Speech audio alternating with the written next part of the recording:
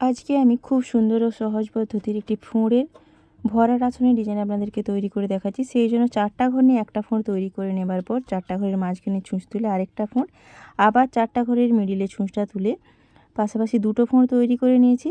এরপর আবার 4টা ঘর নিয়ে 3টা ফোঁড় তৈরি করে নেবার পর এর নিচে আবার 4টা ঘর নিয়ে পাশাপাশি 4টা ফোঁড় তৈরি করে নিচ্ছি। 4টা ফোঁড় তৈরি করে নেবার পর ওপরের দিকে 2টি ঘর বাড়িয়ে নিচ্ছি, নিচের দিকে 2টি ঘর ছেড়ে দিয়ে আবার 4টা ঘর নিয়ে 3টা ফোঁড় তৈরি করে নিচ্ছি। 3টা ফোঁড় তৈরি করার পর আবার ওপরের দিকে 2টো ঘর বাড়িয়ে নিয়ে 2টো ফোঁড় তৈরি করে নিচ্ছি। এরপর একটা ফোঁড় তৈরি করছি। একটা ফোঁড় তৈরি করার পর আবার 4টা ঘর নিয়ে আরেকটা ফোঁড় তৈরি করে নিচ্ছি। এরপর আবার নিচের দিকে একটা ফোঁড় তৈরি হবে। আবার 4টা ঘরে 2টো ফোঁড়, তারপর 3টা ফোঁড়, তারপর 4টা ফোঁড়। এইভাবে আমি এক লাইন ডিজাইনটা তৈরি করে নিচ্ছি।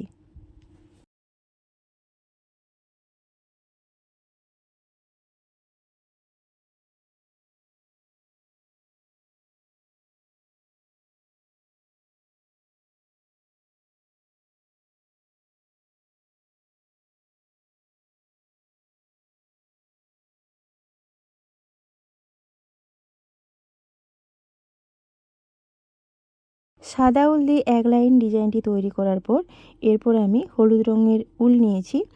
উল নিয়ে 2টো ঘর ওপরে ছুঁচটা তুলে নিচ্ছি। তারপর ওপরের দিকে 2টো ঘর বাড়িয়ে নিয়ে আবার ফোঁড়ের সোজায় ফোঁড় তৈরি করে নিচ্ছি। 2টো ফোঁড়, আবার 4টা ঘরের 3টা ফোঁড়, এরপর 4টা ঘরের 4টা ফোঁড় তৈরি হবে। এরপর 3টা ফোঁড়, 2টা ফোঁড়, একটা ফোঁড় তৈরি হবে।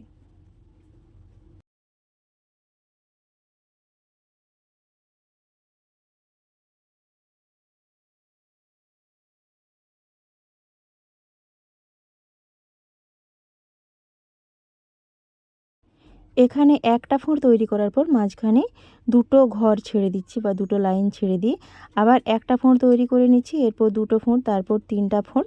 এইভাবে আমি হলুদ রঙের উল নিয়ে এক লাইন ডিজাইনটি তৈরি করে নিচ্ছি।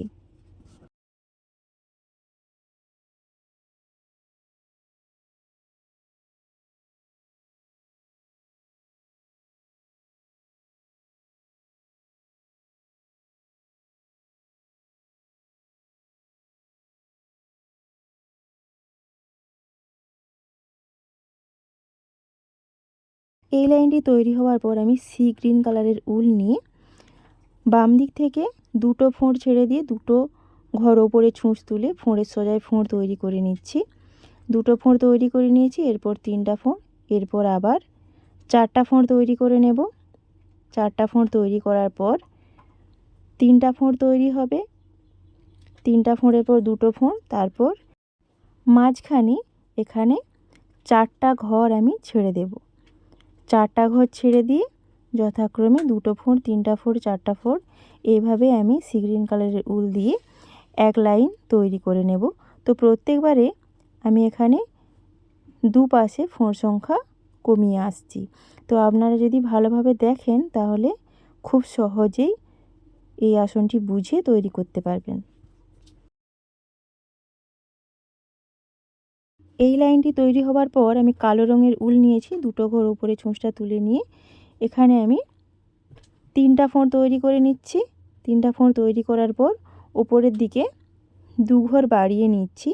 2 ঘর বাড়িয়ে নিয়ে আমি এখান অবধি মোট 8টা ঘরের 4টা ফোঁড় তৈরি করে নিচ্ছি।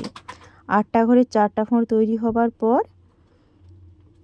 4টা ঘরের আবার 3টা ফোঁড় তৈরি করে নিচ্ছি। এইভাবে মাঝখানটা আমি ফোঁড় সংখ্যা দিয়ে ভরাট করে নিচ্ছি। আবার এখানে 4টা ঘরের 3টা ফোঁড়, 8টা ঘরের 4টা ফোঁড়, তারপর 4টা ঘরের 3টা ফোঁড় তৈরি হবে। এইভাবে কালো রঙের উল দিয়ে এক লাইন আমি ডিজাইনটি তৈরি করে নেব।